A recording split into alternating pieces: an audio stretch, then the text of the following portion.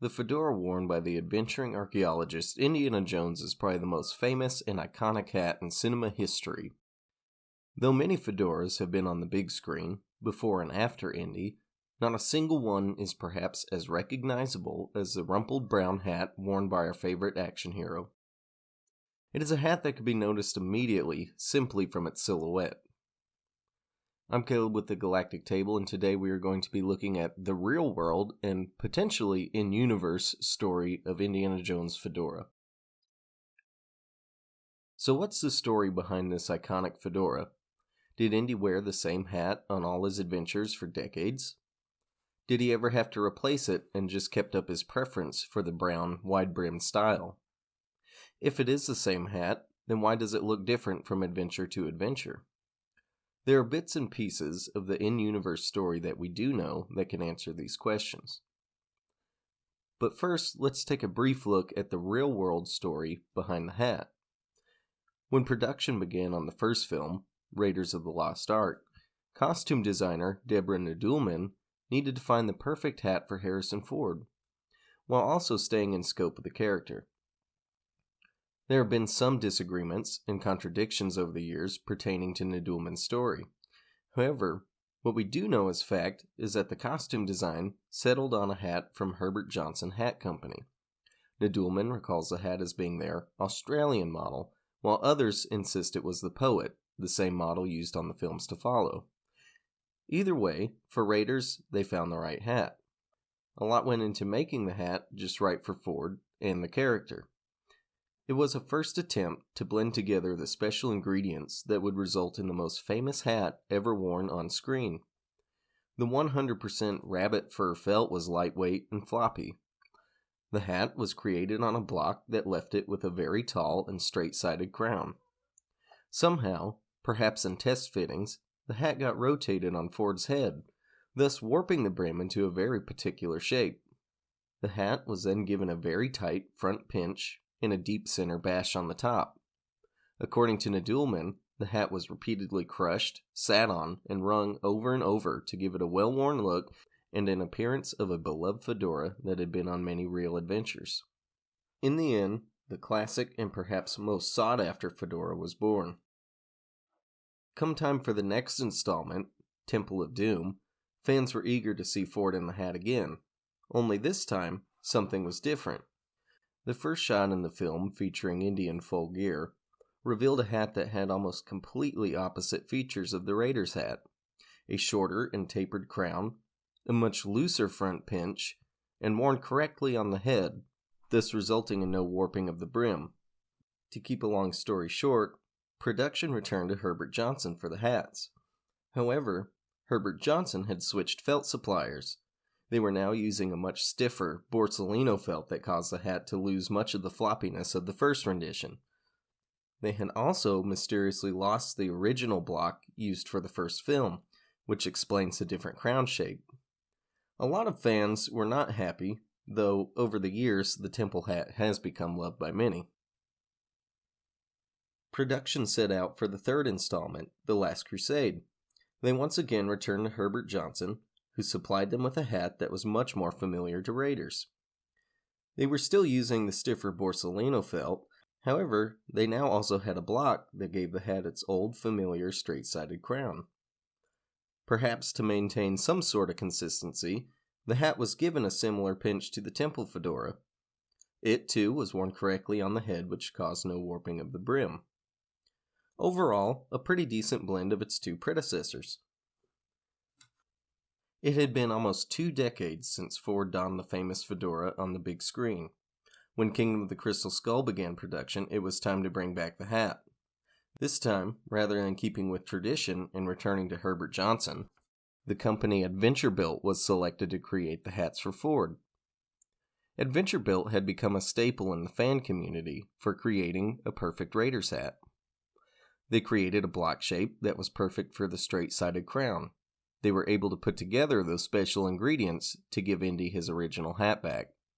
But for some reason or another, probably to maintain consistency throughout the films, production did not want a Raiders accurate hat. So Adventurebuilt got to work combining elements that would capture the spirit of adventure in a brand new fedora. All the hats that came before were pure rabbit felt. Adventure Built used only high-quality beaver felt, much more dense and durable. The hat featured a tall, straight-sided crown, with a front pinch similar to Last Crusade and Temple, and of course, worn correctly on the head, causing no warping of the brim. Indy 5 appears to be following the same formula, although rumored to be sourced from Herbert Johnson once again. So that, believe it or not, is only a summary of the real-world story behind the fedoras worn throughout the franchise, and of course explaining why the hat appears so different from film to film, sometimes even from scene to scene, as multiple hats are made for production. But what is the in-universe explanation for these discrepancies? Why does the hat change so much? And is it the exact same one?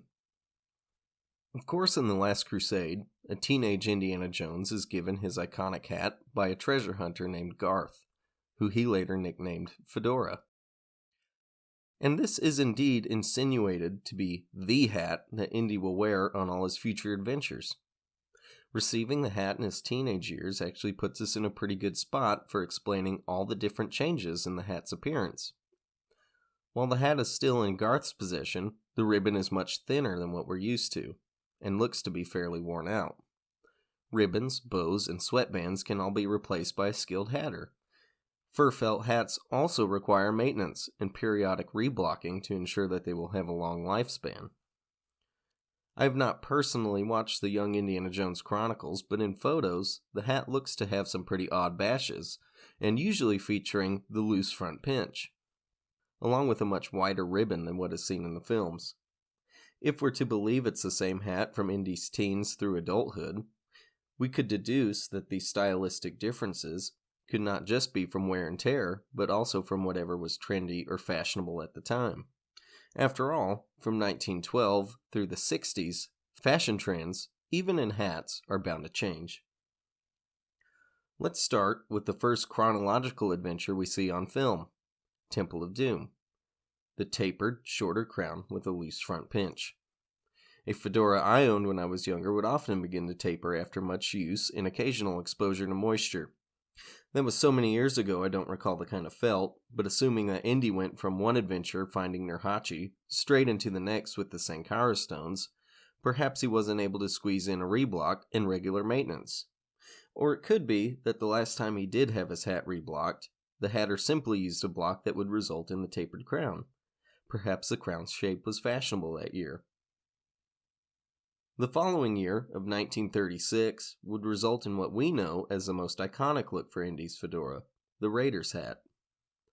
If Indy has kept a consistent, loose front pinch for almost his entire ownership of the hat, then why, this year, did the hat have such a tight front pinch and the warped brim? The only explanation I could come up with, once again, goes back to what could be trendy at the time. By real-world accounts, and Raiders being the first film, this was the reason the hat was given the tight front pinch in the first place, to match the style of hats during the period the film was set in. It would seem as though Indy had always preferred a straighter-sided crown. And perhaps only for experimentation with the tapered crown, so too was the case with the tight front pinch. It could also be easy to see from his adventures how the hat got turned on his head, resulting in the warped brim. While the Raiders hat is a fan favorite, in universe, perhaps it was something that bothered him until he could get it fixed. And again, while being the most iconic of Indy's hats for an audience, perhaps Indy didn't care for the look overall, and returned to a loose front pinch sometime after the event of Raiders, seeing as that's the staple look of the hat for much of his ownership before and after. So, how does a fur felt hat survive not just a lifetime, but a lifetime of abuse? The answer is a lot of money. In the novel, Indiana Jones and the Army of the Dead, Indy has an exchange with George McHale, who we know as Mac from the Crystal Skull. Mac asks Indy about the hat's origins, and Indy recounts the tale we know from the beginning of The Last Crusade. He tells Mac of spending a fortune having hatters reblock the hat, replace sweatbands, and even repair holes in the felt. With just that bit of information, I could have spared you this whole video, but that's no fun. It's also fun to speculate why there are so many different looks to the same hat over the years. As an adult and hat maker, I could buy or make any style of indie hat that I wish, one for any cosplay look or casual occasion. However, in my teenage years, and only having one hat and no money for any others, I recall always tampering it. I wanted a temple look, but then I wanted a Raiders look, but then I wanted a Crystal Skull look. I imagine that Indy, only owning the one brown hat, would also want to change up the bash and pinch from time to time, especially having it from early teens into adulthood. Thank you so much for joining me today and going over the real world and perhaps the in-universe story of the most famous hat in cinema history. I hope you enjoyed this video and come back as I'll have more Indiana Jones content coming soon. Thank you very much for watching.